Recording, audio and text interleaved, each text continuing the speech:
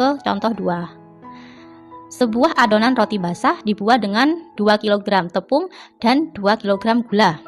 Sedangkan sebuah adonan roti kering dibuat menggunakan 1 kg tepung dan 2 kg gula. Ibu memiliki persediaan tepung sebanyak 6 kg dan gula sebanyak 10 kg. Setiap satu adonan kue basah dapat memberikan untung 75.000 dan setiap adonan kue kering dapat memberikan untung 60.000. Berapakah banyak kombinasi adonan roti yang dapat dibuat untuk mendapatkan keuntungan maksimal?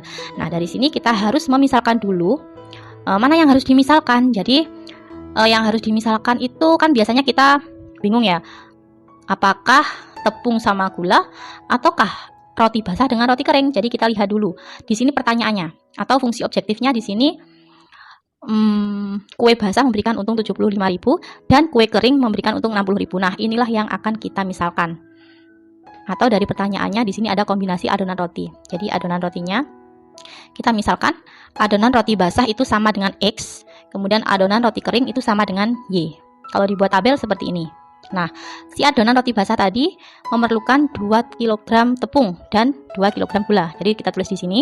Kemudian adonan roti keringnya memerlukan 1 kg tepung dan 2 kg gula. Nah, sedangkan si tepung dan gula itu masing-masing tersedia 6 kg dan 10 kg.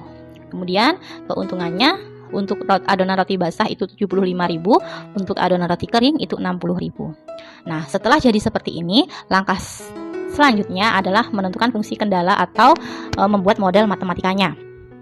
Model matematika yang pertama, ini di sini 2, jadi 2x plus y. Dia paling banyak disediakan itu 6. Jadi harus 2x plus y kurang dari sama dengan 6. Kemudian yang kedua, 2x plus 2y kurang dari sama dengan 10. Seperti ini. Kemudian kalau ini diperkecil, sama-sama dibagi 2, jadinya x plus y kurang dari sama dengan 5. Kemudian untuk adonan roti basah itu x itu dia tidak mungkin negatif ya. Jadi selalu x lebih besar sama dengan 0 dan y-nya lebih besar sama dengan 0. Nah, kadangkala kita juga bingung bagaimana menentukan apakah itu kurang dari atau lebih dari. Jadi ciri-cirinya itu kalau dia maksimum.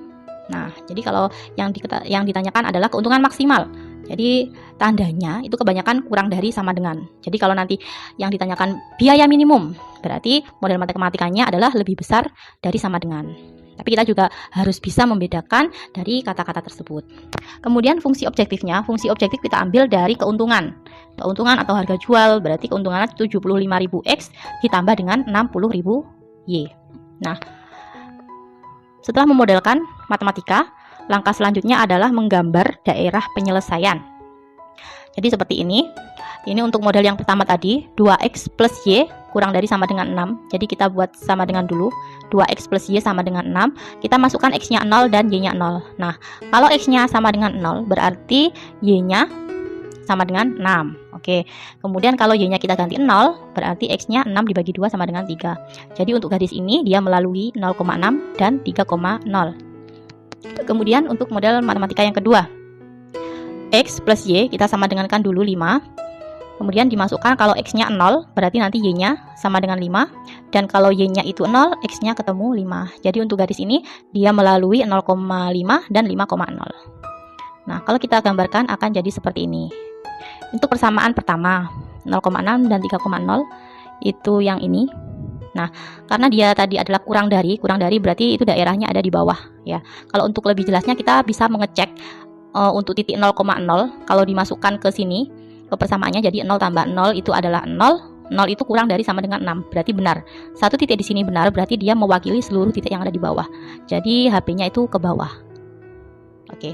Kemudian untuk model yang kedua, x plus y sama dengan 5, jadi 0,5 dan 5,0. Di sini 0,5 dan 5,0 garis yang ini dia juga kurang dari sama dengan.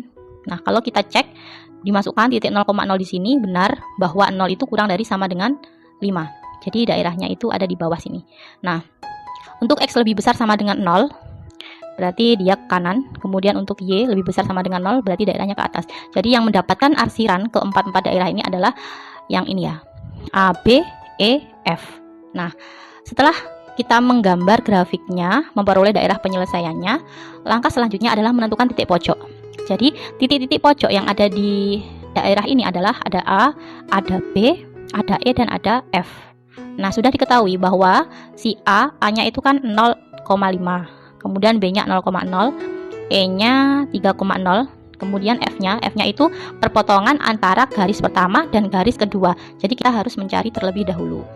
Nah, caranya bagaimana? Caranya kita eliminasi atau substitusi. Nah, di sini 2x plus y sama dengan 6, x plus y sama dengan 5. Jadi kalau dikurangi, di sini tinggal x sama dengan 1.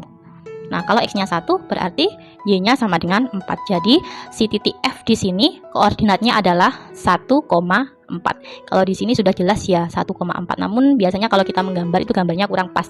Jadi harus dicari eliminasinya seperti ini supaya lebih tepat. Kemudian langkah yang selanjutnya itu mensubstitusikan koordinat titik pojok ke dalam fungsi objektif.